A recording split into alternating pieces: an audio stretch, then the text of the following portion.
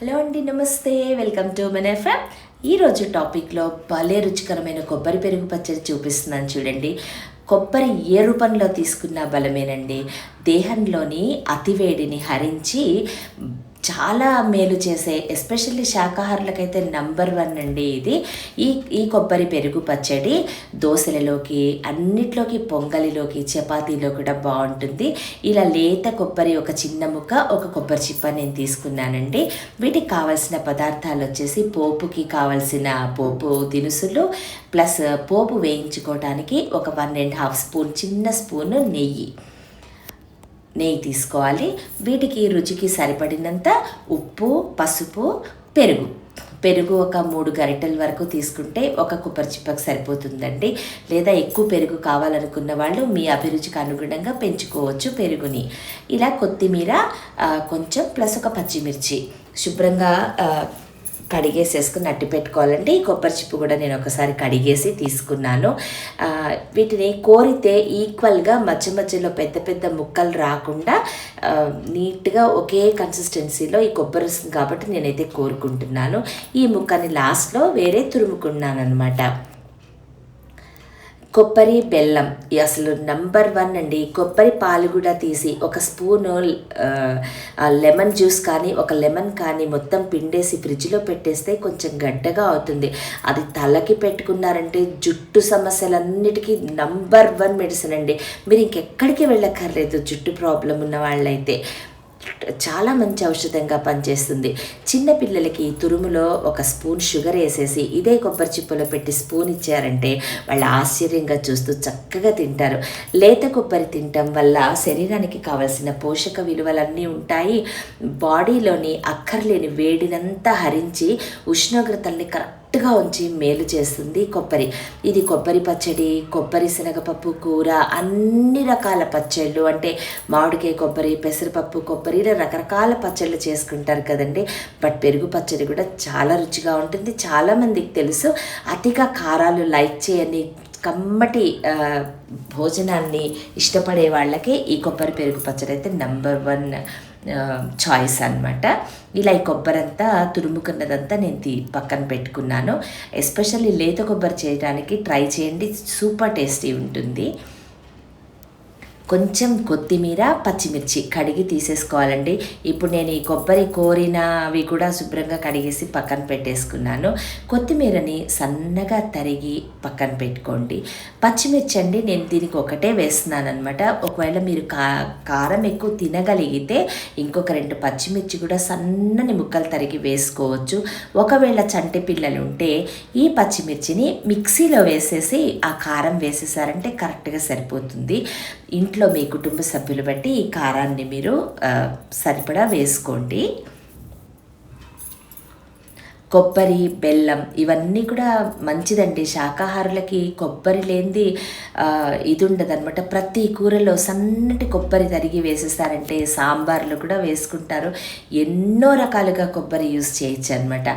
ఈ పెరుగు పచ్చడికి కమ్మటి పెరుగు తీసుకుని, పుల్ల పెరుగు బాగుండదండి, ఫ్రెష్ పెరుగు ఉండేలాగా చూసుకోండి. వీటిని 3 నుంచి 4 గరిటెల వరకు మీకు ఎంతమందికి కావాలో చూసుకుని, ఇప్పుడు నేను తరిగిన ఈ ఒక కొబ్బరి చిప్ప, ఈ కొత్తిమీర, పచ్చిమిరపకాయ వీటికి మాత్రం కరెక్ట్గా సరిపోతుందండి. ఒకవేళ కన్సిస్టెన్సీని బట్టి మీరు పెంచుకోవచ్చు. దీనికి ఉప్పు, పసుపు వేసేసి ఈ పెరుగునంతా చక్కగా కలిపేసేసుకోండి. ముందే ఏమి వేసి కలపద్దండి. ఈ పెరుగంతా ఉప్పు, పసుపు అంతా కలిసిపోయాక తత్తిమ అన్ని వేద్దాము. అండ్ నీళ్ళు కూడా మీకు కన్సిస్టెన్సీకి తర్వాత వేసుకోవచ్చు, ఎంత కావాలంటే అంత. ముందే నీళ్లు వేయకుండా చేసుకోవాలన్నమాట. ఈ సన్నగా తరిగిన పచ్చిమిర్చి ముక్కలు లేదా పేస్ట్ వేసేయండి. ఆ తర్వాత తురుముకున్న కొబ్బరినంతా కూడా వేసేసేయండి.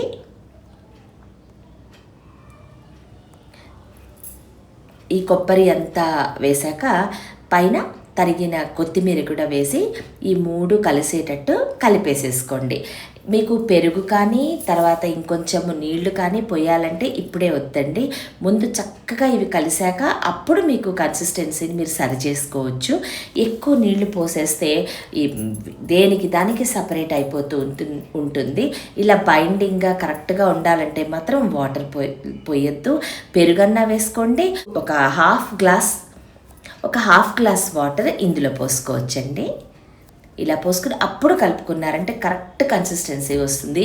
నీళ్ళు ఎక్కువైనా దేనికి దానికి ఇది ఎక్కువ అయిపోతుంది. పెరుగు ఎక్కువ వేసారంటే ముద్ద ముద్ద అయిపోతుంది. కాబట్టి చూసుకుని దీనికి అనుగుణంగా వేసుకోండి. కలిపేసేసుకుని అప్పుడు పైన పోపు వేసుకోవాలన్నమాట. దీనికి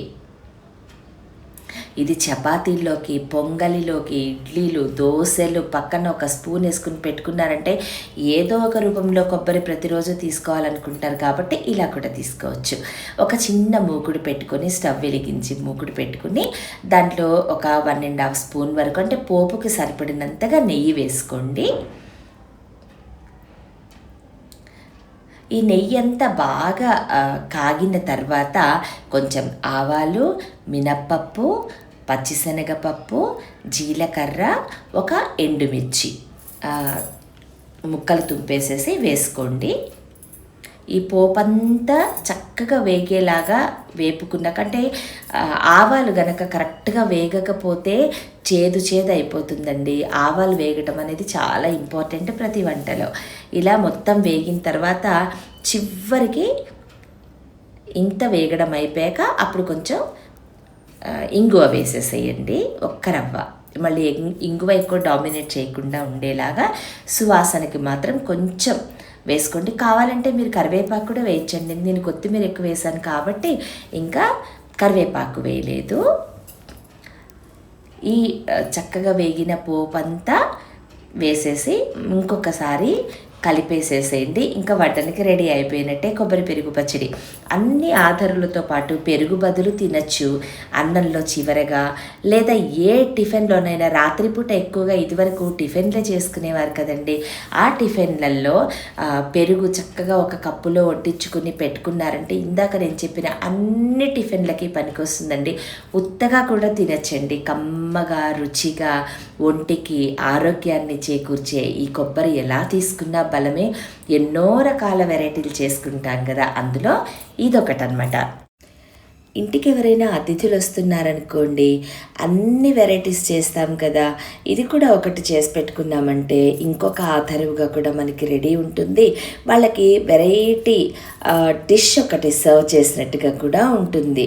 ఇది ఎక్కువ మంది త్వరగా చేయడానికి చాలా టైం పడుతుంది కాబట్టి ఎక్కువ ప్రిఫర్ చేయని డిష్ కూడా, ఎక్కువ కారం లేని రుచికరమైన డిష్ కూడా మనం అతిథులకి స్పెషల్గా వడ్డించడానికి ఉపయోగపడే ఆధారుగా ఉంటుందండి. ఇది కూడాను మీరు తయారు చేసి ఎలా కుదిరిందో తప్పకుండా చెప్పండి. Thanks for watching. ఇంకొక మంచి టాపిక్ తోటి మళ్ళీ మేము ముందుకు వస్తాను. Thank you.